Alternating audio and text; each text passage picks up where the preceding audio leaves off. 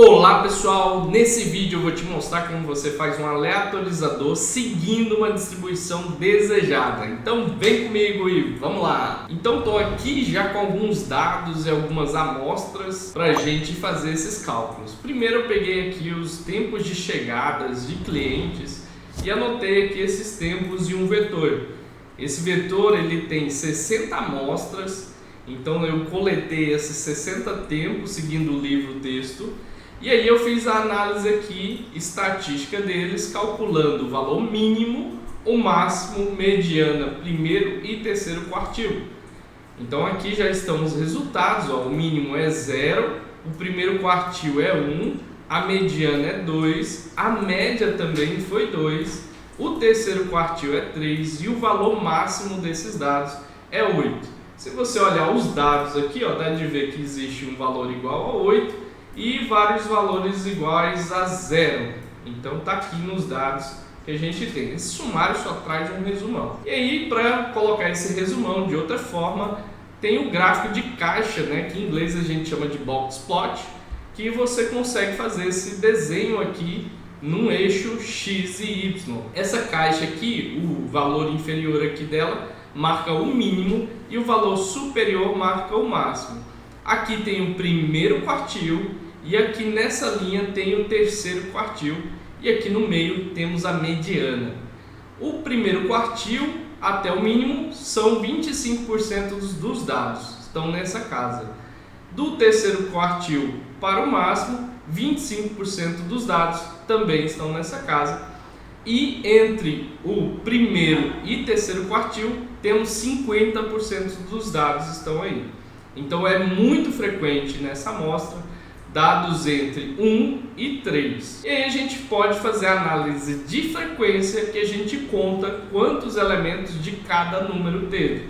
Então o 0 teve 9 ocorrências, o número 4 também teve 4 ocorrências, o número 7 teve 1 ocorrência, enquanto o número 2 teve 17 ocorrências. E assim a gente faz para todos os diferentes números do meu rol. E aí a gente pode tirar a frequência relativa, que nada mais é do que o somatório das frequências que você acabou de ver aqui em cima, só que agora cada valor desse dividido por esse somatório. Então eu somo esses valores aqui, suponha que dá 150, então eu pego 9 e divido aqui por 150, 4 divido por 150 e assim por diante.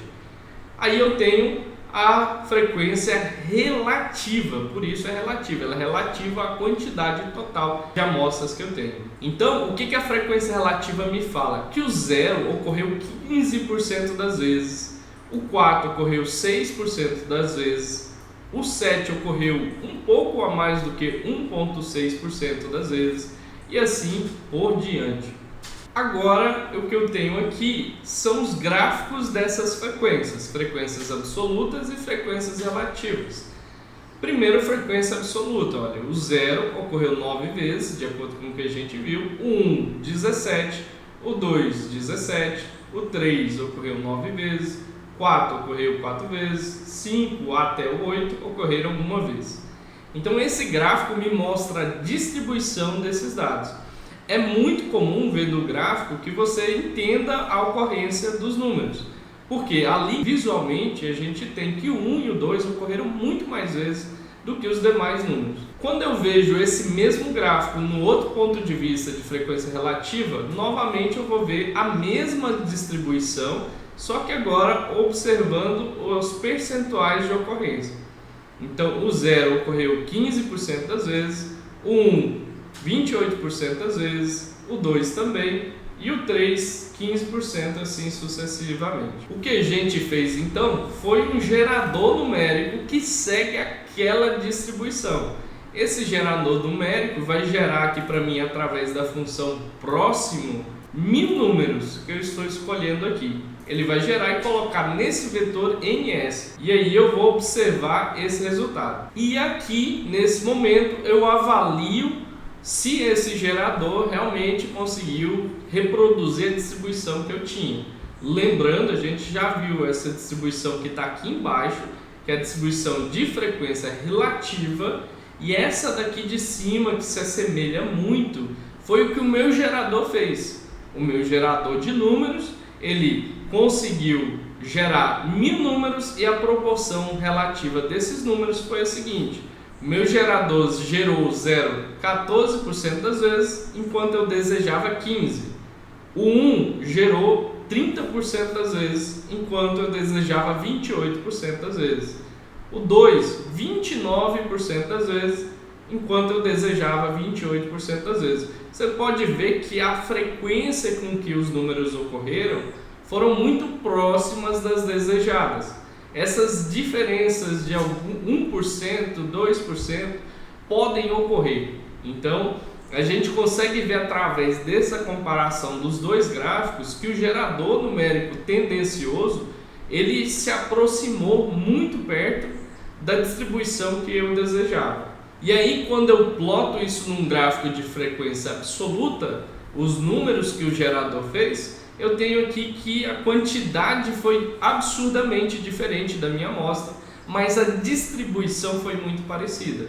Então aqui o número 0 foi gerado 145 vezes, o número 1 303 vezes. Então eu tenho uma amostra muito maior para poder fazer as nossas simulações. Beleza, Rony, mas como isso funciona? Como que esse gerador trabalha? Esse gerador ele é uma roleta viciada, ou seja, é uma roleta no qual determinados números têm maior probabilidade de aparecerem do que outros.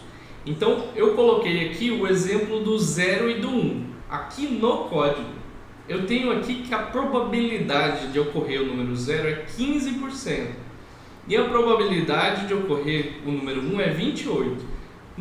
No caso do gerador, ele deve observar todas as outras. Eu vou te dar um exemplo só com esses dois. Então, como que esse gerador funciona? Eu coloco esses números numa escala.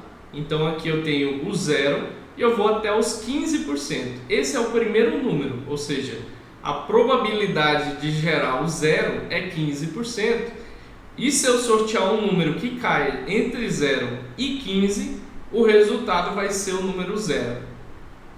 E aí eu coloco na mesma reta, continuando a reta, de 0,15 até 0,43, que são os 28% de probabilidade de ocorrer o número 1, eu aumento a reta aqui. E eu faria isso com todos os outros números. E aí, se o número que eu for sortear caia entre 0,15 e 0,43, esse número, o resultado dele vai ser o 1.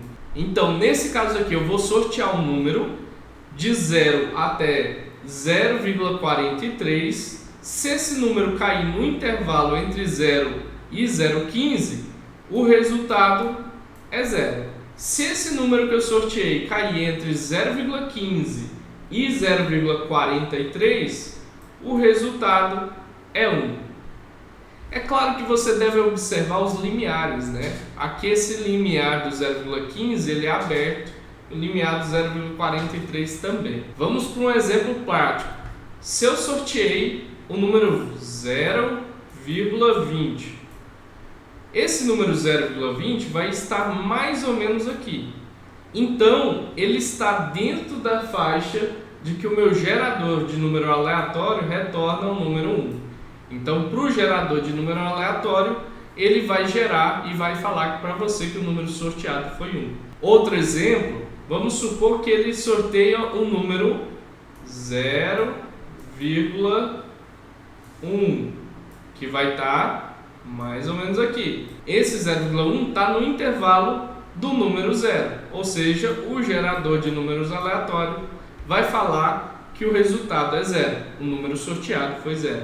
Assim, o número 0, nesse caso, tem menor probabilidade de acontecer do que o número 1, que ocorre bem mais frequente.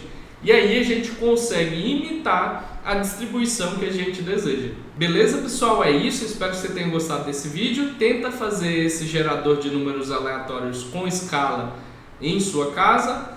Qualquer coisa, deixa aí nos comentários. Até mais, até o próximo vídeo. Tchau, tchau!